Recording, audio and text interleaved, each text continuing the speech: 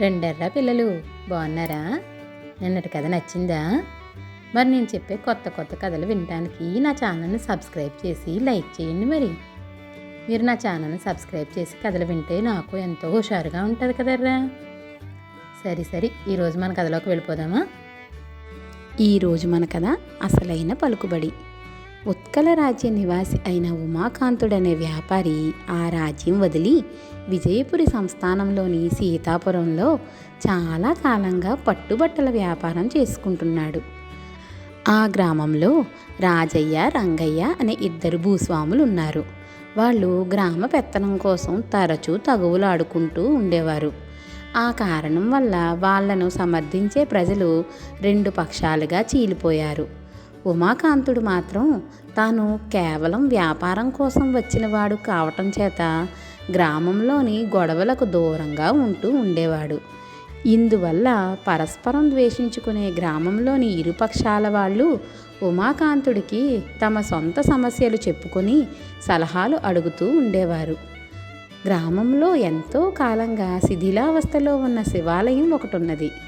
ముసలి జమీందారు పోయి ఆయన కొడుకు అధికారానికి వస్తూనే ఆలయాన్ని బాగు చేయించి దాని పేర కొంత పొలం మాన్యంగా ఇవ్వదలిచాడు. కొత్త జమీందారు ఈ సంగతి సీతాపురం గ్రామస్తులకు తెలియజేస్తూ శివాలయానికి ధర్మకర్తగా ఉండదగిన వ్యక్తి ఎవరైనది నిర్ణయించమని వర్తమానం పంపాడు. రాజయ్య, రంగయ్య పక్షాల వాళ్ళు ఎన్ని సంప్రదింపులు చేసి రాజీ మార్గాలు ఆలోచించి కూడా తమలో ఎవరు ధర్మకర్తగా ఉండాలో తేల్చుకోలేకపోయారు. 1 నెల రోజులు గడిచినా సీతాపురం నుంచి జమీందారుకు ఎలాంటి జవాబు రాలేదు. ఆయన తన నౌకర్ల ద్వారా గ్రామ పరిస్థితి తెలుసుకున్నాడు. ఈసారి ఆయన సీతాపురానికి తన దివాణం ఉద్యోగిని పంపాడు. అతడు జమీందారు మాటగా గ్రామస్తులకు ఇలా చెప్పాడు: మీ గ్రామంలో ఉంటున్న విదేశ వ్యాపారస్తుడైన ఉమాకాంతుడు అందరికీ సన్నిహితుడనే సంగతి మాకు తెలిసింది. ఆలయానికి ధర్మకర్తగా అతడుండటం ఎవరికీ అభ్యంతర కారణం కాదన్న నమ్మకంతో అతన్ని ధర్మకర్తగా నియమిస్తున్నాం. ఇందుకు గ్రామస్తులు అభ్యంతరం కానీ ఆమోదం కానీ తెలపకుండా మౌనంగా ఊరుకున్నారు.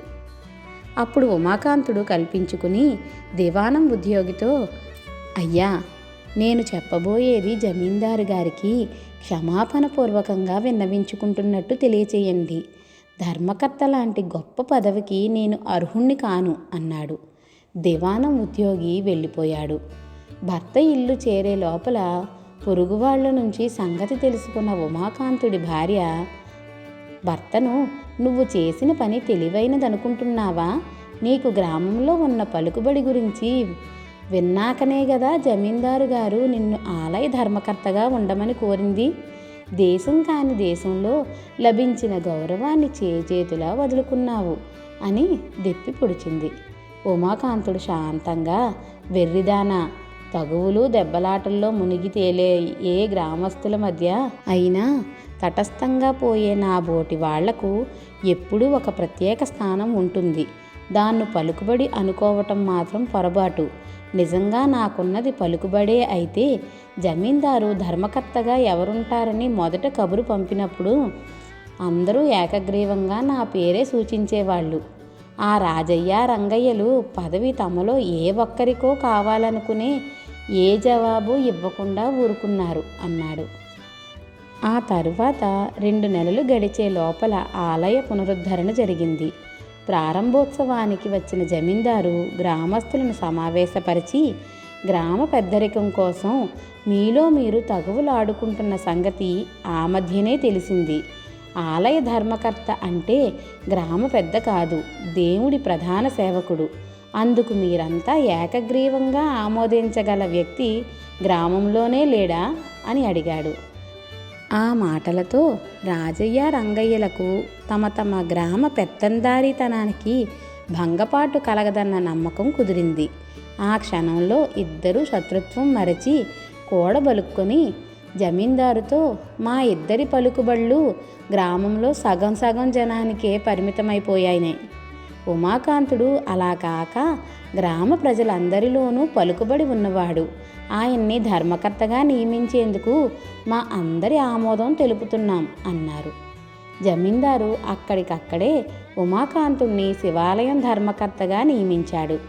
ఆ సంగతి విన్న ఉమాకాంతుడి భార్య భర్త ఇంటికి రాగానే, ఆనాడు జమీందారు గారి మాట తోసిపుచ్చిన వాడివి ఇవాళ ఎలా అంగీకరించావు అని అడిగింది. దానికి ఉమాకాంతుడు, ఆనాడు జమీందారు గారొక్కరే నన్ను ధర్మకర్తగా ఉండమని కోరారు. కానీ ఈనాడు బద్ధ శత్రువులైన రాజయ్య రంగయ్యలు కూడా కోరారు. అది అసలైన పలుకుబడి అన్నాడు. పిల్లలు, కథ నచ్చిందా? అయితే లైక్ చేసి షేర్ చేయండి మరి. అలాగే సబ్స్క్రైబ్ కూడా చేయండిరా. పిల్లలు, నా కథలు ఎలా ఉన్నాయో మీరు కామెంట్ల రూపంలో కూడా పెట్టండి. అలాగే మీరు ఎలాంటి కథలు వినాలనుకుంటున్నారో కూడా నాకు కామెంట్లలో పెట్టండి. సరేనా?